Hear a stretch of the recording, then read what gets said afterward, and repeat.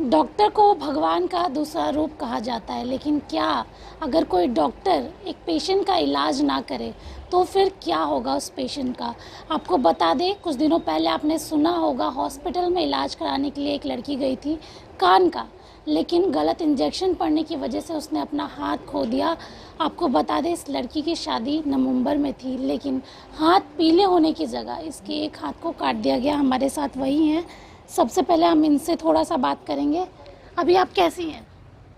बोलो। ज़्यादा कुछ नहीं है, नॉर्मल सी।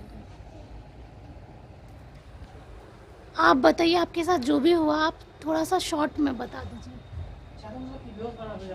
नहीं, बोलने से भी बेहोश हो जाती है। तो देखिए, ये तो बोल नहीं पा रही है, लेकिन आप इनका हाथ देख सकते हैं। हाथ एक तरफ का पूरा कट गया है, गलत इंजेक्शन पड़ा था जिसकी वजह से हाथ को काटना पड़ा। और अभी भी ये सदमे में है। नवंबर में शादी थी, शादी नहीं हो पाई। अब इनकी जगह इनकी बहन से बात करेंगे, आखिर पूरा मामला क्या है। जी, गए थे कान का ऑपरेशन करवाने के लिए। कान से पानी आता था तो डॉक्टर बोले कि कान में इन्फेक्शन हो गया है, उसको ऑपरेशन कर कर हटाना बहुत ज़रूरी है। तो डॉक्टर बोले बहुत छोटा ऑपरेशन है, बहुत जल्दी ही 1 महीने में ये रिकवर हो जाएगी। हम लोग बोले ठीक है, शादी से पहले करवा लेते हैं। करवा ली हम लोग ऑपरेशन। 10 तारीख को इसको भर्ती कर दिए वहाँ, पिछले मंथ में।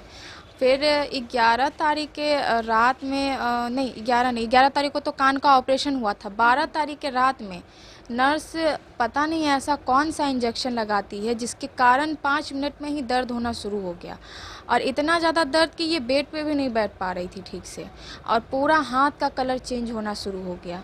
तो नाइट वाले डॉक्टर को बोले कि सर एक बार चलकर देख लीजिए हाथ कलर क्यों चेंज हो रहा है। तो वो बोले कि कभी कभी दवा रिएक्शन कर जाता है, सबको सूट नहीं करता है।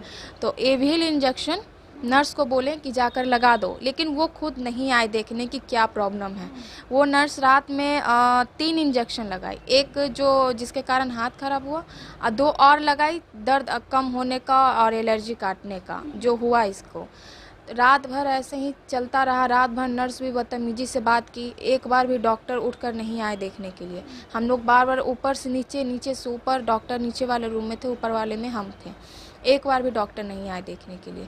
ऐसे ही सुबह हो गया तो सुबह होते ही हॉस्पिटल के डायरेक्टर को बोले जाकर कि सर एक आपके स्टाफ ने ऐसा क्या किया कि अभी तक मेरी बहन को आराम नहीं हुआ दर्द, और कलर भी अब रेड से ब्लैक होने जा रहा है पूरे हाथ का। तो वो बोले कि अच्छा ठीक है, चलो तुम बढ़ो, हम आ रहे हैं। वो पूरे टीम के साथ आए, हाथ देखे, और वो अपने डॉक्टर को ऑर्डर किए, कुछ खुद में ही मीटिंग किए। उसके बाद इसको ऑपरेशन रूम में ले गए। वहाँ ले जाने के बाद अब क्या हुआ नहीं हुआ, 2-3 लगता है अंदर में भी इंजेक्शन दिया गया है इसको हाथ सुन करने का। हाथ सुन कर दिया ताकि हाथ का दर्द आराम हो जाए, और हम लोग को बाहर ही बैठा दिया गया। 4 बजे हम लोग को बोला गया कि IGMS जाओ। वहाँ पे हम बात कर लिए हैं डॉक्टर से, वो डॉक्टर तुम्हारा आगे का इलाज करेंगे। हम बोले कि ऐसा क्या प्रॉब्लम आ गया हाथ में कि हमको IGMS जाना पड़ रहा आपका अस्पताल छोड़कर। वो बोले कि हमारे पास सुविधा नहीं है, वहाँ बहुत सुविधाएं, अच्छे बेस्ट डॉक्टर हैं, वो देखेंगे। हम बोले क्या प्रॉब्लम हुआ है हाथ में। वो बोले कि छोटा सा एलर्जी है, वो ठीक हो जाएगा। IGMS पहुँचे तो वहाँ पे पता चला कि ये लोग वहाँ पे फ़ोन ही नहीं किए IGMS में, किसी से बात नहीं की IGMS में। फिर IGMS का जो रूल था, पहले पर्ची कटाओ, लाइन में लगो, उसके बाद देखेंगे। फिर पर्ची कटाएं, लाइन में लगे, तब वहाँ के डॉक्टर देखकर बोले कि हाथ काटना होगा। अब हम लोग शॉक में आ गए कि हाथ क्यों काटना होगा, एलर्जी के कारण हाथ क्यों काटना होगा। हम लोग वहाँ IGMS से फिर आरोही में गए, बगल में ही ये प्राइवेट हॉस्पिटल है आरोही। आरोही वाले जांच किए, वो बोले कि हाथ पूरा सड़ चुका है, अंदर ही अंदर ब्लड पूरा रुक गया है, जिस कारण से अंदर ही अंदर हाथ सड़ गया है। अगर चांस तो ऐसे नहीं है, लेकिन फिर भी तुम कंकरबाग में जो मदंता हॉस्पिटल है वहाँ जाकर देखो, वो बेस्ट हॉस्पिटल है अभी पटना में। मदंता गए, नाइट में ही 11 बजे पहुँचे मदंता, रात के 11 बजे। वहाँ तुरंत मदंता में भर्ती किया गया, सारा जांच हुआ। वो बोले कि 100 में से 1 ही चांस है हाथ बचने का। फिर भी हम अपने तरफ से कोशिश करेंगे सर्जरी करके, नस का सर्जरी हुआ, ऑपरेशन हुआ, रात भर ऑपरेशन चला, रात भर। फिर 6 दिन बाद ये ओपन करके डॉक्टर छोड़ दिए। यहाँ पे ये कट लगाकर, यहाँ पे और यहाँ पे फ़ोटो आप देखे होंगे, हाँ, कट लगाकर छोड़ दिए ताकि पता चले कि अंदर का हालात कैसा है, ब्लड पास हो रहा है या नहीं हो रहा है।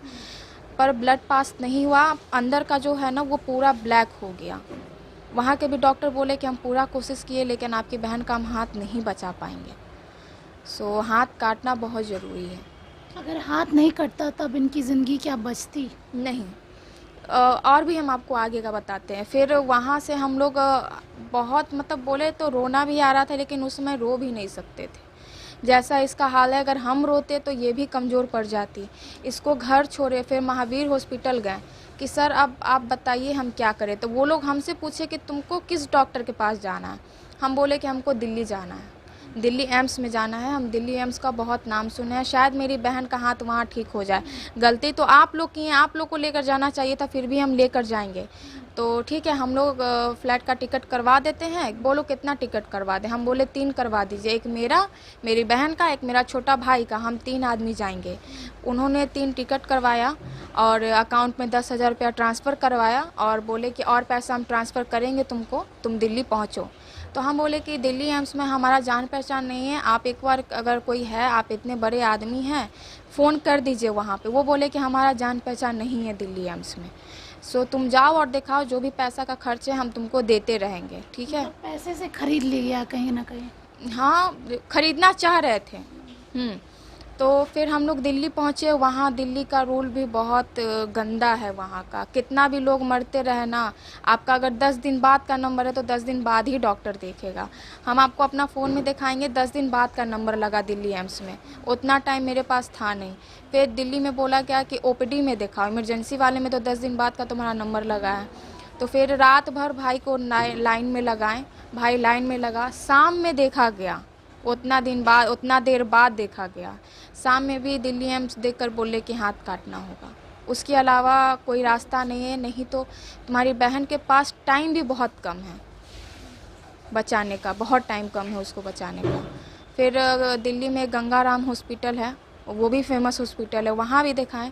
वहाँ के भी डॉक्टर बोले कि हाथ काटना बहुत ज़रूरी है, वो भी 24 घंटा के अंदर अंदर, नहीं तो हाथ मतलब कि ये मर भी सकती है।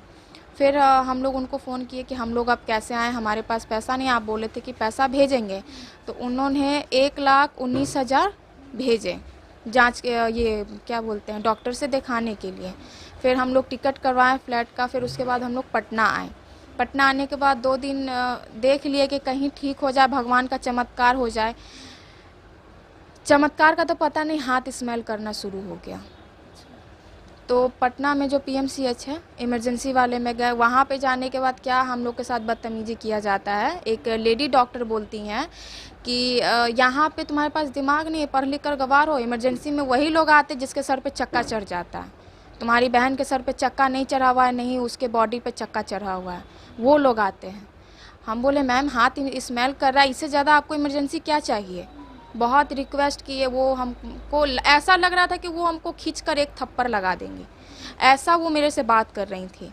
फिर हम लोग इमरजेंसी वाले से निकले। फिर ओपीडी में तो अब कल ही देखता, तो फिर कल जाते जाते तक हाथ पूरा स्मेल करना। ऐसा हो गया कि मेरे हाथ में एक परफ्यूम था एक हाथ में, और एक हाथ में इसका हाथ था, क्योंकि हाथ में तो अब जान नहीं था, जान हाथ ऐसे हो गया था, उसको हम ऐसे पकड़ के चल रहे थे।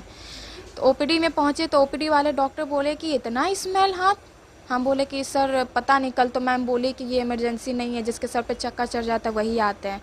ओपीडी वाले डॉक्टर बोले कौन मैम बोली? हम बोले इमरजेंसी वाले में। वो बोले कि ये इमरजेंसी ही केस है, रुको हम लिख करके दे रहे हैं तुमको। वो लिख कर दिए। तो फिर इमरजेंसी वाले में गए, वही हाथ और परफ्यूम को लेकर दौड़े इमरजेंसी वाले में।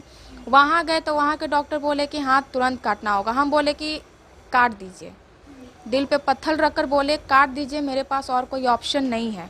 वो बोले कि हम स्मेल कर रहा है, देखिए कहाँ तक हाथ सरा, हम पट्टी हटाना चाहेंगे हाथ का। हम बोले ठीक है हटाइए। जैसे ही वो पट्टी हटाए, सारा हाथ का मांस गिर गया, बस बचा हुआ था हड्डी। वो लोग ऐसा सदमा में चले गए, ड्रेसिंग रूम में डॉक्टर लोग ऐसा सदमा में चले गए कि वो बस खड़े होकर देख रहे थे और आँख नम था उनका। फिर पट्टी जल्दी जल्दी नॉर्मली पट्टी किया गया, ऑपरेशन का तैयारी किया गया। जब रिपोर्ट आया जांच करने के बाद तो पता चला कि इसको वो लोग नहीं बचा सकते हैं। वो बोले कि अब हमारे हाथ में केस नहीं है, हम तुम्हारी बहन को नहीं बचा सकते हैं। हाथ काटने के बाद भी? हाँ, हाथ काटने के बाद भी हम तुम्हारी बहन को नहीं बचा सकते, ऑपरेशन रूम में कुछ भी हो सकता है। तो हम बोले सर मेरे पास और कोई रास्ता नहीं है, आपका पीएमसीएच बहुत बड़ा है, तो ठीक है तुम्हारी बहन यहीं पे मरेगी। उस समय भी वो लोग यही बदतमीजी कर रहे थे कि तुम्हारी बहन यहीं पे मरेगी, हमको क्या फ़र्क पड़ता है, तुमको नहीं ले जाना है दूसरा हॉस्पिटल तो मत ले जाओ। फिर हम लोग हार डार कर मदनता ही पहुँचे। मदनता इतना अच्छा हॉस्पिटल है कि जितना तारीफ़ करे उतना कम है। फिर मदनता में भर्ती लिया गया। फिर वो बोले कि एक आदमी को तो रहना ही पड़ेगा क्योंकि हाथ स्मेल कर रहा है, नर्स लोग को उल्टी हो रहा है, ज़्यादा कोई रुक नहीं पाएगा, आप हैं तो आप ही रहिए, आपको कोई दिक्कत नहीं है। हम बोले ठीक है। रात भर इनको ब्लड चढ़ा, रात भर परफ्यूम मार मार कर हम और मेरे साथ एक और नर्स थी, वो रात को काटे कैसे भी। उसके बाद 2 बजे जाकर हाथ काट कर हटा दिया गया। उसके बाद फिर हम लोग वहाँ गए कुणाल सर के पास कि सर हमें पैसा का ज़रूरत है, ऑपरेशन करवाएं हाथ का। तो वो बोले हैं कि हमको कुछ सुनने में आया। हम बोले कि क्या सुनने, पहले तो 3 घंटा वेट करवाए वो।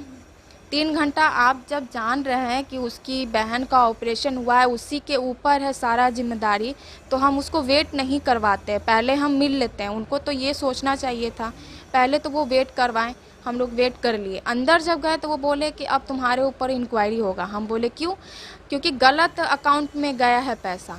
हम बोले मेरी मम्मी के अकाउंट में गया है, मेरी मम्मी इसकी चाची लगती है, और कहाँ कहाँ पैसा गया है लगा है हम आपको उसका भी हिसाब दे सकते हैं, आप जो पैसा भेजे हैं। उसके बाद वो बोल रहे हैं कि तुम दिल्ली भी नहीं गई हो, बस दिल्ली का टिकट करवा ली हो, दिल्ली नहीं गई हो, थी तुम पटना में ही, अब इस बारे में इंक्वायरी होगा। हम बोले कि मेरे पर्स में सारा सबूत है। हम जैसे ही पर्स का चैन खोलने गए ना, वो बोले कि हमको तुम्हारा प्रूफ नहीं देखना है, तुम जाओ हॉस्पिटल, वहाँ पे अब इंक्वायरी होगा, उसके बाद ही आगे का सोचा जाएगा। इसका मतलब है कि वो 1-2 लाख देकर इसका हिसाब कर देंगे हाथ का। जान की कोई कीमत नहीं, हाथ की कोई कीमत नहीं। आप ये तस्वीरें देखिए, ये तस्वीरें आपको बयां कर रही हैं इनके हाथ का पूरी दास्तां, किस तरीके से एक सही हाथ जिससे लोग काम काज करते हैं, अपना घर परिवार चलाते हैं, उस हाथ का क्या हाल है। एक लड़की जिसकी नवंबर में शादी होने वाली थी, एक अस्पताल में गई कान का इलाज कराने, और क्या स्थिति है।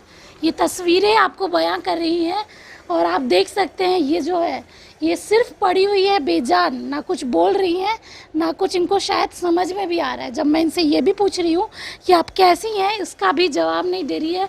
और अस्पताल वाले ऐसे हैं कि जिसकी वजह से इनका हाथ गया, वो आके इनको एक बार देखे भी नहीं कि क्या हाथ का नतीजा है, कि ये बेचारी बच्ची कैसे रह रही है, और ये मौत के मुंह से वापस आई है। इसकी छोटी बहन, छोटा भाई दिल्ली जाके इलाज करवा के लाए हैं, और आज इसकी ये हालत है कि इसको समझ बूझ नहीं आखिरकार इसके साथ हुआ क्या है। दिन में 2 बार 3 बार ये बेहोश हो रही है, हॉस्पिटल लेके जाया जा रहा है, और हॉस्पिटल वाले 2 लाख 3 लाख रुपए दे के इसका केस रफा दफा कर रहे हैं।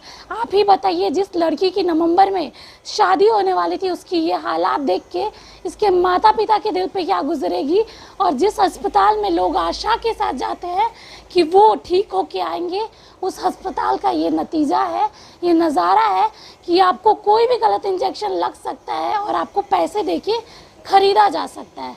इस तरह की तमाम जानकारियों के लिए आप कशिश न्यूज़ देखते रहिए। धन्यवाद।